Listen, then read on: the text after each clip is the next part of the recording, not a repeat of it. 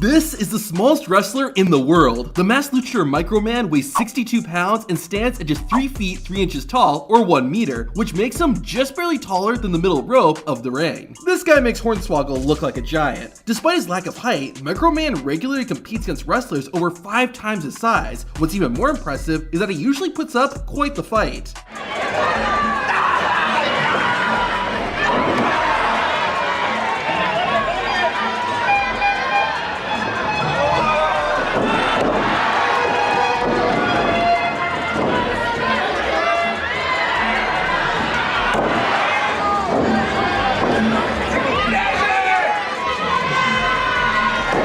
While Microman holds the title of the world's smallest wrestler, this next one is the world's heaviest wrestler. William Cobb was born in 1926 and was gifted with amazing size and strength. This made William a natural for wrestling, and he was eventually given the ring name of Happy Humphrey. Humphrey quickly became a star and wrestled across the country. At his heaviest, Happy Humphrey weighed 900 pounds, but this gigantic size had some drawbacks. One of them was bathing. Most showers couldn't accommodate a man of his size, so in order to clean himself, someone would have to scrub water and soap on Humphrey and then rinse him off with a hose. Additionally, when in public, people would stare at the giant wrestler, and Humphrey was often refused service at restaurants. The size also led to health issues and ultimately forced him to live in a medical clinic for 2 years. However, with the help of doctors and a strict diet, Happy Humphrey was able to lose 570 pounds. This allowed Humphrey to live a normal-sized person's life, and he retired from wrestling and worked at a shoe repair store in Augusta, Georgia. While Humphrey was the heaviest wrestler ever, he was not the tallest. That title goes to Edward Beaupre. Born in the small town of Willowbunch, Saskatchewan in 1881, Edward seemed like a normal kid at first. However, by age 9, he was already 6 feet or 1.8 meters tall. And by age 17, he had grown to 7 feet 3 inches tall or 2.21 meters. With his gigantic size, Edward Beaupre began traveling across the continent and became a wrestler. Paying homage to his hometown, Edward was called the Willowbunch Giant. Unfortunately, he died at the young age of 23 due to a pulmonary hemorrhage. If that wasn't sad enough, Edward Beaupre's body became an attraction, and it was toured around for people to see. The body eventually ended up at the University of Montreal, where it stayed for over half a century. Eventually, Edward's family found out his body was at the university, but the school refused to return it to them. After fighting for 15 years, the university finally gave Edward Beaupre's body to his family, and the Willowbunch Giant was given a proper burial in 1990, over 85 years after his death. While Edward's unique genetics gave him fame and fortune, not everyone is as fortunate. You wouldn't know it, but former WWE wrestler Emma suffers from a painful skin disease. It's called psoriasis, and it causes the body's immune system to produce too many skin cells. This results in skin becoming dry and cracked, and in Emma's case, she experienced a painful burn all over her body when she wrestled. Emma would fight through the pain and would sometimes wear extra wrestling gear to cover the most notable parts of her skin.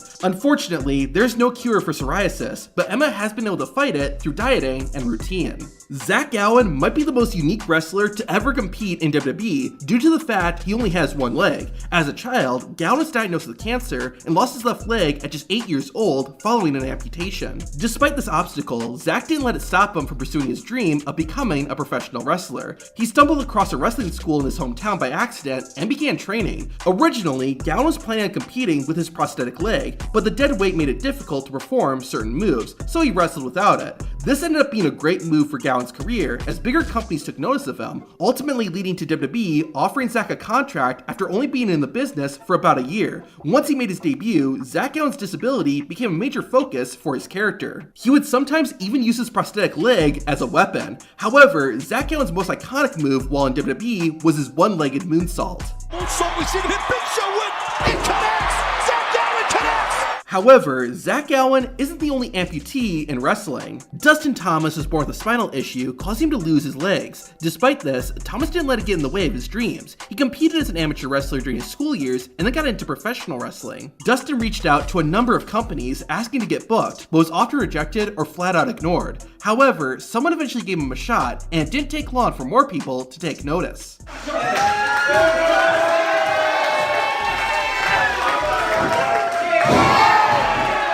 Not long after his debut match, Dustin Thomas got to compete on bigger and bigger stages until finally, All Elite Wrestling came calling. Thomas was one of 21 participants in the Casino Battle Royal during AEW's first show, Double or Nothing. As soon as the bell rang, Dustin was bullied by MJF. Despite the rough start, Dustin Thomas held his own, and in fact, he even made an elimination when he single-handedly pulled Shawn Spears out of the ring. Now this next wrestler's legs are fine, but his hand is not. In the 1980s, a wrestler named the Iron Duke competed for one of WWE's rivals, the AWA. However, what stood out about him was his left arm. As a child, Duke had a deformity that caused his left arm and hand to be smaller than his right. He wore a black glove over it, but despite this unique look, Iron Duke wasn't used very often and would usually lose matches. This might be why he eventually retired from the ring and became a referee. Retirement, though, doesn't seem to be part of this next wrestler's vocabulary. Mike Jackson is the oldest wrestler still competing today. Jackson made his debut in 1972, and over 50 years later, he's still competing. Jackson will be turning 75 years old in 2024, and what's crazy is that he still wrestles a full-time schedule. To put that all in perspective, Mike Jackson has been wrestling longer than Rey Mysterio has been alive. Even more amazing is that Jackson still wrestles better than people half his age.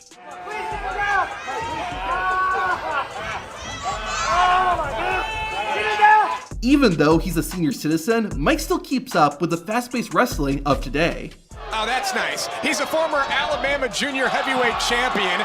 Talking about unique wrestlers, Alexa Bliss has a pretty cool trick that she can do with her body. Early into her career on the main roster, Bliss was wrestling a match against Becky Lynch. Lynch had locked in her signature disarmor, but Alexa managed to get a rope break. However, it looked like something terrible had happened when Bliss's arm was bent awkwardly. Thankfully, it was soon revealed that Alexa was okay, but how'd she do that without injuring herself? Alexa Bliss has joint hypermobility, which comes from genetics. This gives Alexa more flexibility and allows her to do that with her arm. It's kind of cool, but also kind of disgusting. You probably didn't know this, but there's a deaf wrestler on the WWE roster. Miles Bourne was born with persistent pulmonary hypertension. It occurs when a baby's blood vessels don't open enough after birth and limits the amount of oxygen that reaches the brain and other organs. Doctors tried to help Miles, but it appeared that the condition was going to take the newborn's life. With permission from Bourne's parents, Miles was taken off the ventilator, but miraculously, after Bourne was off the machine, everything started working, and Miles' father was stunned. And this cross is actually his, but he put it on me when I was in NICU.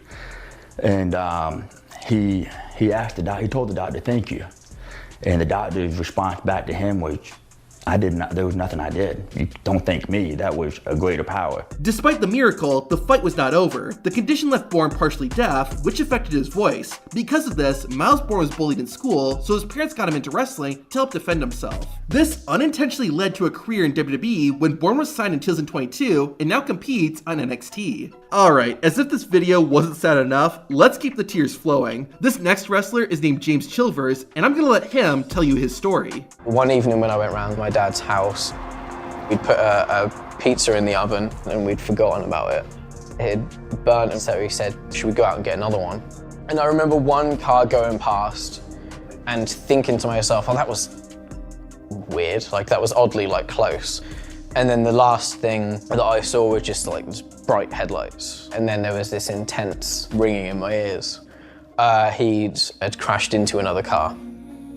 The airbag caused severe head trauma, and that basically damaged my eyes. Instantly, everything that I did before I could no longer do because my dad was drink driving. Never spoke to him. Even after suffering a life-altering injury caused by someone else, James didn't let that affect his attitude and determination. Chilvers wanted to become a wrestler and did just that. He trained under the instruction of Zack Knight, former WWE wrestler Paige's brother. Because of his perseverance and Knight's training, James wrestles like a pro, and you would never know he had a disability. James hasn't forgotten.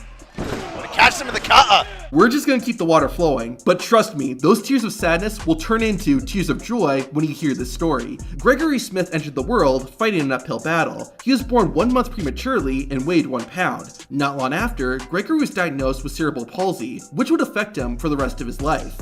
It's a disability that affects the right side of my body. My brain doesn't send the messages to my arm and my hand. Basically, the muscles are tightened in this arm and hand. It's tightened on the right side of my chest, my leg. As a kid, Gregory became a fan of wrestling, and once an opportunity presented itself, he decided to step into the ring. Despite all the obstacles, Greg overcame them and began wrestling as Gregory Iron. But Gregory's making a dive. This suicide dive. Is he going for a last ride of his own? Oh, what a pile driver! By the way, did you know that the pile driver is actually banned in WWE? To find out why, watch the video on screen.